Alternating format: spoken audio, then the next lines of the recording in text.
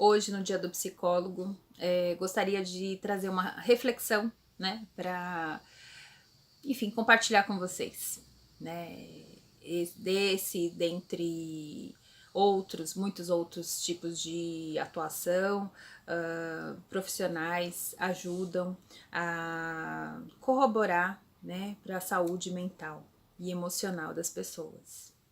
Bom, então um ponto interessante, importante da vida é a gente ganhar o autoconhecimento. O que é o autoconhecimento? É quando eu percebo que eu, como ser humano, lido com uma dualidade, assim como todos que me cercam, né? Então, nós temos a parte da história que é bela e a parte da história que não é tão bonita assim. E muitas das vezes a gente ou fica voltado muito para a parte que é boa, esquecendo ou encobrindo a parte que é ruim, que é feia, ou ao contrário, tem outros perfis que ficam muito voltados à parte que é ruim, que é a parte que é feia da história, encobrindo a parte que é boa da história, a parte que é bela, a parte que eu tenho de bacana, de qualidades, né?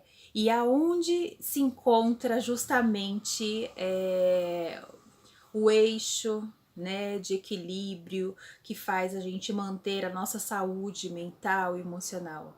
É quando nós nos descobrimos da maneira como nós somos, né, perfeitos e imperfeitos, e conseguimos acolher, né, trazer para nós, para nossa realidade, tudo aquilo que eu sou, né? Abandonar os julgamentos, né? Muitas vezes nós somos os piores carrascos com nós mesmos, porque nós sempre procuramos, né, os defeitos e as imperfeições e deixamos muitas vezes que a parte a parte saudável, digamos, da nossa essência é adoecida, porque assim, vamos perceber que à medida que nós queremos ser, ansiamos, né, ser aceitos, sermos acolhidos pelos outros, né, dentro das nossas perfeições e imperfeições, como que a gente pode digamos, viver de maneira tranquila, né, sendo quem nós somos mesmos? É à medida que nós percebemos que as pessoas que nos cercam também têm esse lado bom e ruim, e que à medida que nós consigamos aceitá-las como elas são, né, aprender a lidar com cada uma delas, né, como elas são, e também, ao mesmo tempo, nós voltamos para nós mesmos, né, porque é um exercício, na verdade a gente fala assim, muitas das coisas que nos cercam, a gente acha que o problema é o outro, e a felicidade é sempre causada pelo outro, né? Nunca é nosso mérito, né? E então, muitas vezes é aquela coisa, se eu percebo que todos têm imperfeições, aliás, que faz parte da vida humana, né? O ser imperfeito. Então a gente se liberta um pouco mais para a gente ser quem nós somos, porque nós começamos a aceitar e acolher as nossas próprias imperfeições. Muitas vezes a gente fica muito preocupado em sermos ou atendermos às solicitações que não são impostas. E o que é muito importante e fundamental é a gente perceber também nós mesmos dentro dessa história, a nossa vontade dentro desse contexto, né? Os nossos limites, as nossas capacidades.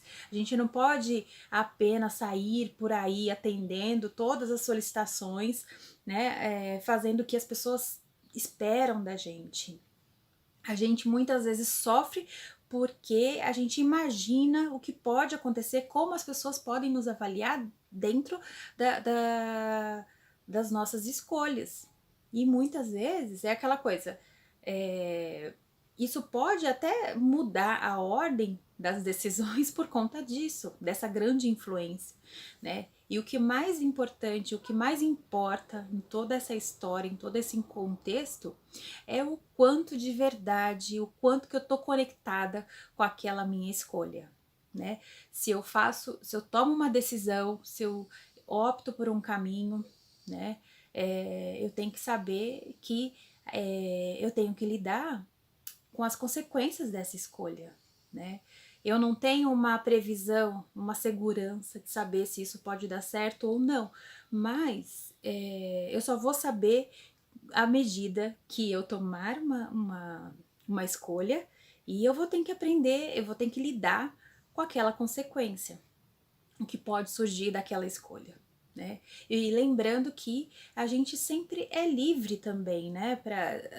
A vida tem um movimento, então a gente é livre às vezes para tomar algumas escolhas, para se arrepender de algumas escolhas, para mudar a ordem, né? Para desfazer contratos, para fazer outros contratos, mudar, enfim, né? A gente não é preso às nossas escolhas para sempre.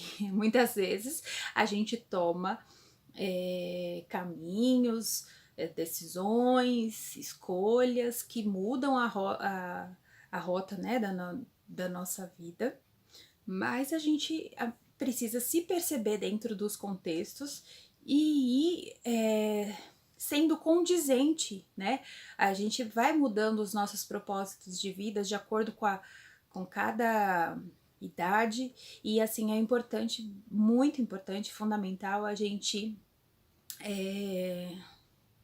ser coerente, né, com as nossas escolhas. Eu tenho que, por exemplo, como que eu sei que eu devo escolher algo ou não devo escolher algo, né?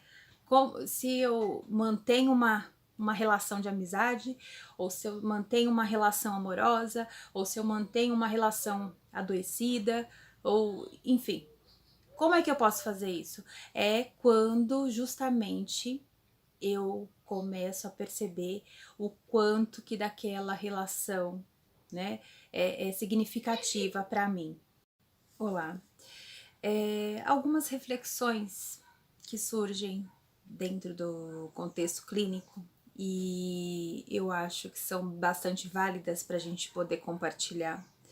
Eu quero trazer aqui um momento, uma discussão, a seguinte discussão.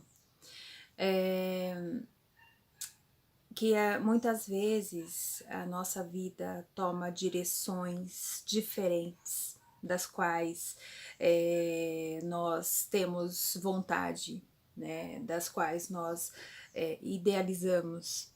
E aí, muitas vezes a gente se decepciona, nós nos decepcionamos com a maneira, né, dos desfechos das nossas histórias.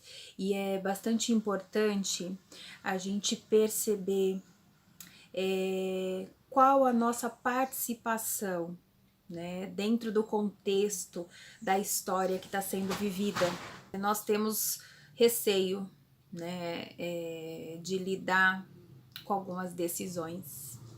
E assim, o mais importante nós não temos muitas vezes capacidade de mudar a nossa realidade, alterando, mudando a ordem, a maneira como as pessoas se relacionam, ou mudando, dando um outro movimento de acordo com os fatos, os acontecimentos nos quais nós estamos inseridos.